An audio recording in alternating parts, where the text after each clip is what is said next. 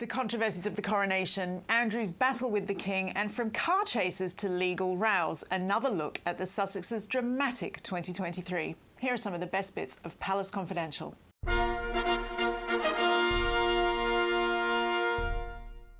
Hello, I'm Jo Elvin and welcome to another special episode of Palace Confidential, where we look back at some of the biggest talking points from another extraordinary few months for the royal family. A reminder before we get going that if you want more great royal stories all year round, please remember to like and subscribe below and never miss another episode of Palace Confidential.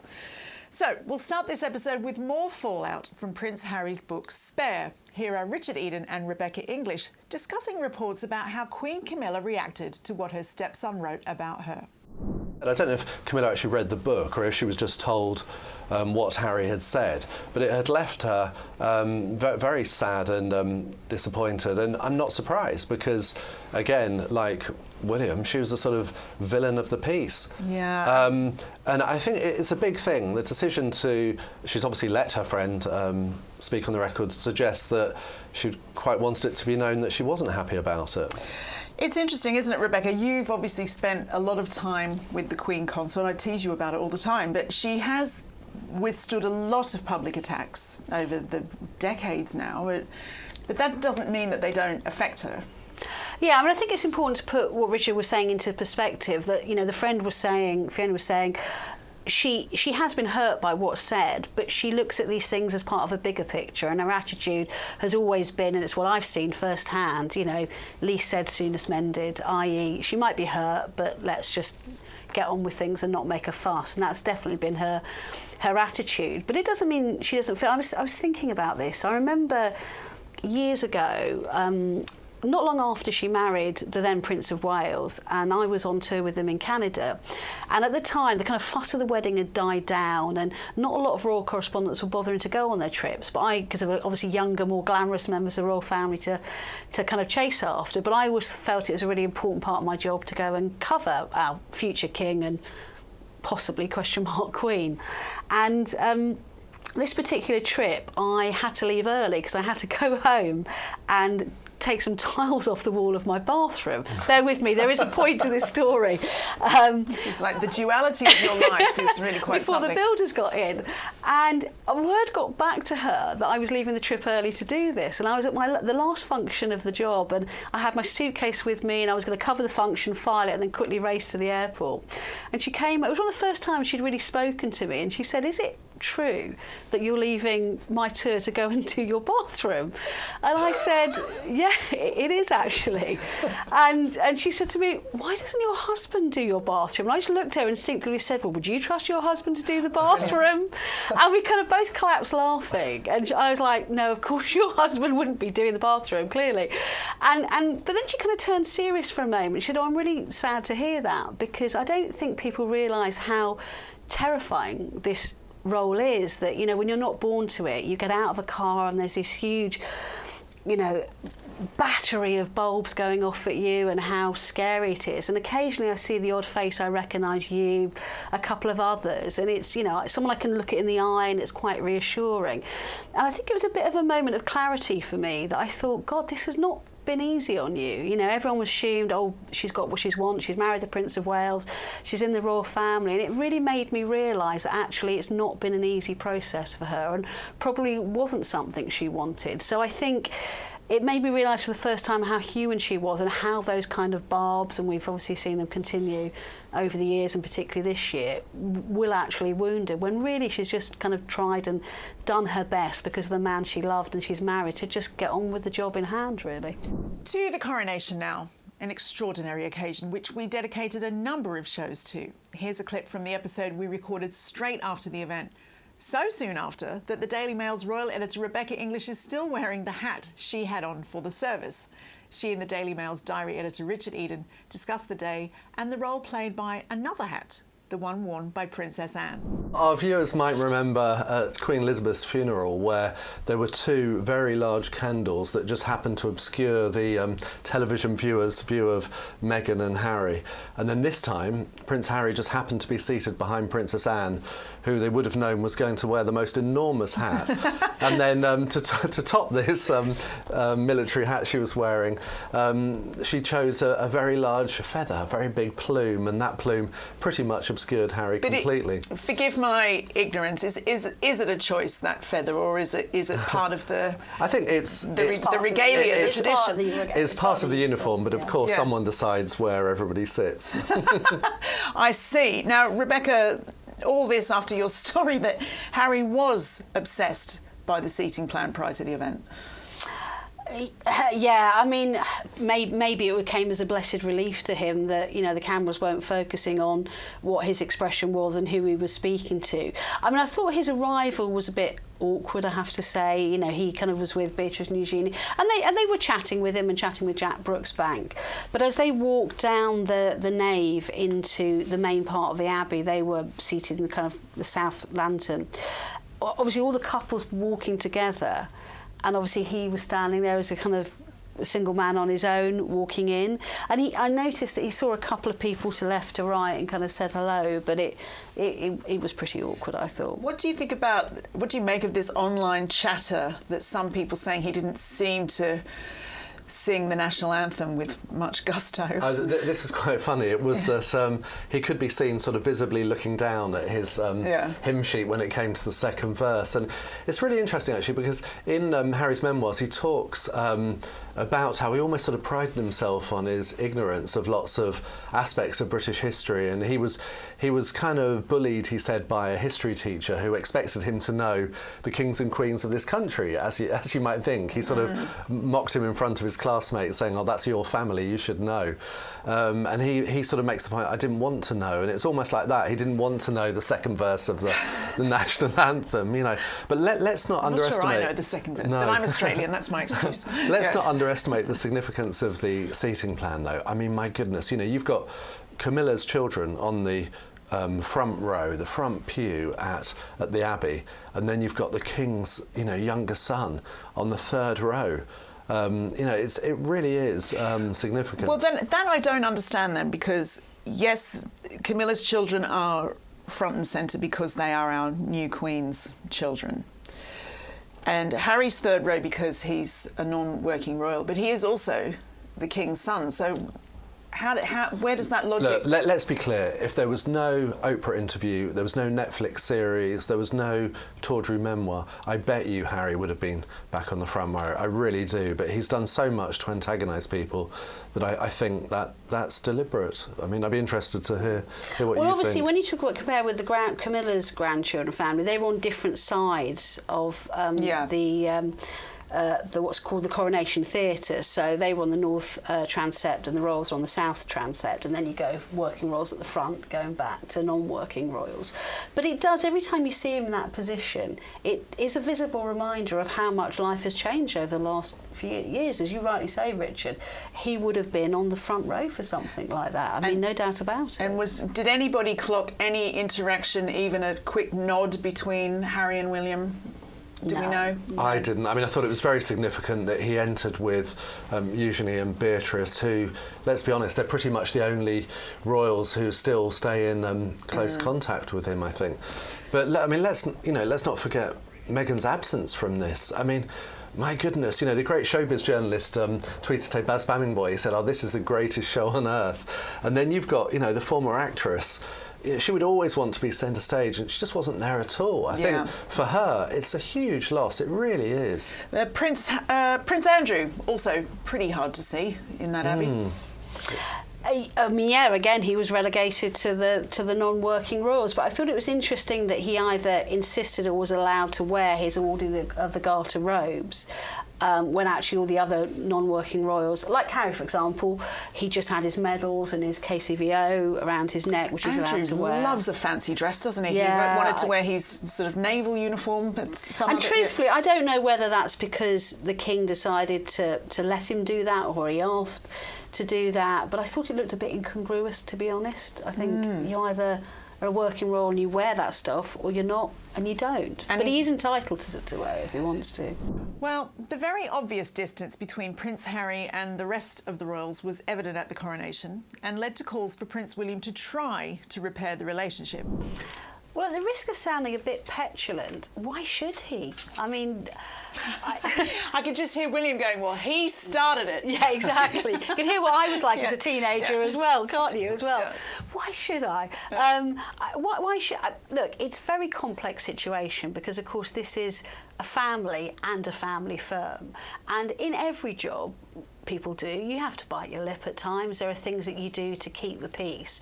But I think Harry has taken it out of the professional and into the personal to such an extent, and has so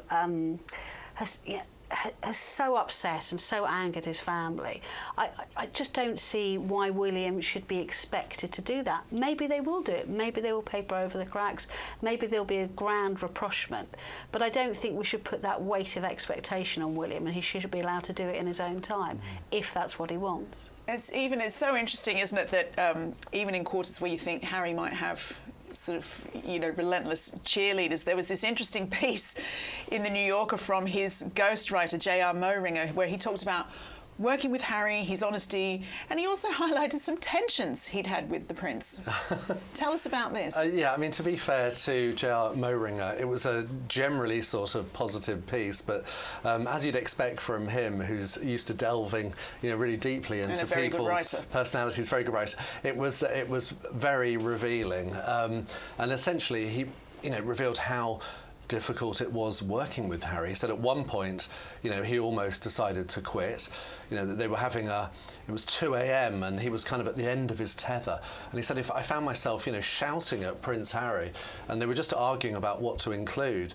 But the gist of it was that, Harry wanted his book to be just a sort of long rebuttal of every story that had ever been written about him. I wonder how many words that would have run to. Oh, and imagine how boring it would have been. I mean, it's to J.R. Moehringer's credit that he managed to produce a readable, interesting book. I mean, it didn't really sound like Prince Harry at all. Let's be honest. It didn't feel like the authentic voice of Prince Harry, but it was a beautifully written book. Meanwhile, a speech that the Duchess of Sussex made to the Women of Vision Awards didn't impress Richard Eden. Yeah, they do seem to have accepted quite a few awards recently. The multi-award winning Duke and Duchess. It's interesting. I mean, awards generally are not something which the royal family accept, but now they're free from the royal family's constraints. They can accept as many awards as they like, and this was an award for Meghan's advocacy, I think, for girls. It's from the Miss Foundation, and she used the opportunity, this grand stage, which obviously has become even more of a story with all the attention about the chase and everything outside. It's become a much bigger story, and this was all about service, her speech, and it's been a real sort of eye-opener because service is something which we very much attach to the royal family. We associate with the royal family, and that was emphasised in the coronation with King Charles as he entered Westminster Abbey saying, I come to serve and not be served. Yeah. And then that was highlighted in Prince William during his speech at the Coronation concert, where he referred to that. Service, and it was something Queen Elizabeth always emphasised. The royal family is about service. And I think Harry and Meghan, that's always sort of rankled with them in the sense that they think you don't need to be in the royal family to serve. And when they quit royal duties, they made that point. They came out with a soundbite about service is universal. Yeah. And Meghan's returned to that theme of, we're here to serve. But for me, I don't know, it just made me feel slightly sick, frankly, because, so the service, their idea of service seems to be about service to themselves, service about making money. They left the royal family to make money. They wanted to be free to do so. And yes, they have charitable interests, but they mix them up with their personal interests, and they always, they're making money as well as serving. And is that a crime? It's definitely not a crime, and it's something that anyone can do, but it makes me uncomfortable. The whole sort of subject makes me uncomfortable, frankly.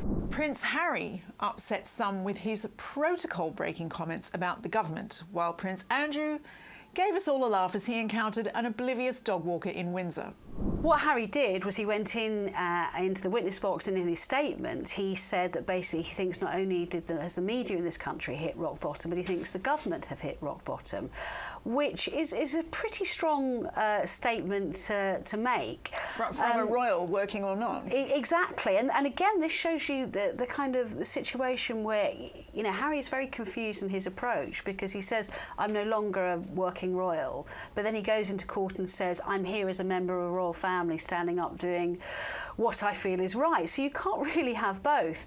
And it put our Prime Minister, Rishi Sunak, in the really unenviable position of being asked by journalists, what have you got to say about this? And he said very clearly, and maybe slightly awkwardly, well, obviously by convention I don't really feel I should comment about the royal family or what they've said, but I would like to say I think this country and this government are doing, you know, great things for Great Britain. So the fact that Harry has said that put the Prime Minister in a position of having to respond to it, which was very awkward. Do you think speaking of orcs, #orcs, as the kids might say, Richard, it's surely going to make things tricky for Harry's father and brother? I think it will, but it means, you know, at least that they can say he's no longer part of our sort of firm. Like, yes, he's a member of the royal family, and he made that clear, you know, at the start of his witness statement, and he's made that very clear in court. But, you know, he's no longer part. They can sort of say, well, almost that's why we got rid of him, kind of thing, you know, because of this. Well, but he got rid of himself. But it's a very difficult situation. It's unhelpful to everyone. It's unhelpful to the government and unhelpful to the royal family, yes. We haven't seen much of the lesser spotted Prince Andrew recently, but he looked pretty jolly when he was encountered by a dog walker the other day. I think because he doesn't carry out any kind of official duties anymore, there's quite a lot of interest in, you know, seeing what he is up to. And these photographs, I must admit, they made me laugh out loud. It was him in a Range Rover with a friend or a colleague on the long walk, and they were behind a lady walking her dogs, but they're obviously going so slow, and maybe the car's electric, so, you know, it doesn't make much noise or at maybe all. The dog walker's like, yeah, I don't care. Yeah. And she seemed to be blissfully unaware of the car right behind her, so she was just sauntering along, and I think they were getting a bit frustrated. But it's not a very good image to start, you know, beeping your horn. Yeah, he's got enough PR problems. Yeah. He did wind down his window at one point, sort of put his head out. So I think perhaps he was tempted to shout, you know, get a move on. But I think he resisted it, and she eventually realised and walked over. But they made for some, and you saw him in the car having a good laugh about it afterwards. So anyway, despite whatever his life is these days, at least he can have a laugh sometimes. Well, I think the main takeaway there is that dogs outrank royals. And that's the one thing, in my view. As the row between the Duke of York and the King rumbled on about where Andrew should live, Richard Eden and Rebecca English looked at the pair's relationship. I can't believe relations between Prince Andrew and his brother King Charles are so bad that he kind of fears, you know, Charles bringing the workmen in immediately to get rid of him. It is a sad reflection on how things are and how sort of precarious the situation is about Andrew's housing. Well, and also from what we hear, there doesn't seem to be much dialogue between the King and Andrew. Is that fair to say? Well, I mean, from everything I hear, it's that Andrew doesn't want to move. He doesn't see why he should. He spent all his money doing up Royal Lodge. He had a 75-year lease. It was meant to be his home for life for him and his family. Obviously, the Duchess of York lives there as well. His daughter's a regular guest. So, you know, why should he move? So it's going to be interesting to see where it goes. But the idea of him not leaving is also interesting because Andrew doesn't travel much these days, obviously, and there were reports that he was reluctant to visit America in case, you know, the FBI wanted to question him to do with their investigation into Jeffrey Epstein and obviously Andrew's old friend Ghislaine Maxwell, who was jailed for people trafficking. Wow. What do you make of that, Rebecca? Well, I mean, going back to your point about the dialogue between the brothers, I mean, I do think they talk. I don't think that it's not that they're speaking. They're not the kind of family, even though Charles is at Windsor a lot, they just don't pop in for a cup of tea and see each other. You kind of book these appointments in advance. But, you know, I think they're going to be seeing each other next week, for example. But there was a story a few weeks ago, wasn't there, in I think the Mail on Sunday and some other newspapers, that Andrew feared that they were going to cut his utilities off. I mean, yeah, again, I don't think any of this stuff will actually happen, because I don't think they can by law. You know, he's a legitimate tenant, but obviously massive pressure is being heaped on him to quit. I should point out that obviously Prince Andrew has denied any allegations of wrongdoing strenuously. Well, it's Prince Harry's relationships with former friends and colleagues that Rebecca English discusses in this section. Yeah, this was interesting. It was the wedding of one of Harry's best friends. It's Jack Mann. He's someone, he graduated at Sandhurst Military Academy at the same time. They were commissioned into the Blues and Royals together.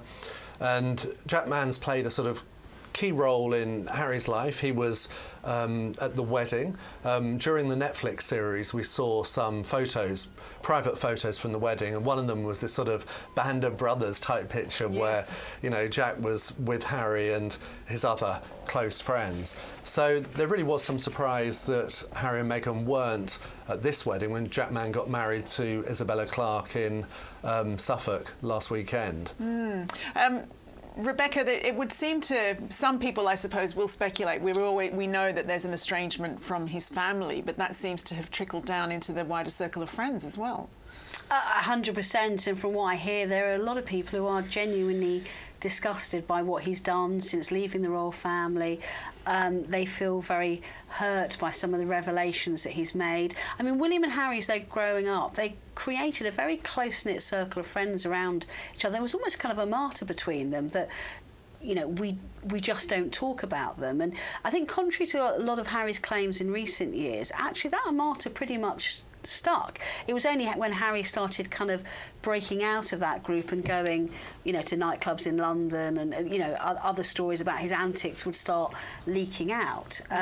So there are people who said we've been very loyal to him over the years, and we don't feel that loyalty has been repaid. It's montage time, and here's part 2 of our look at our favourite royal pictures of the year so far.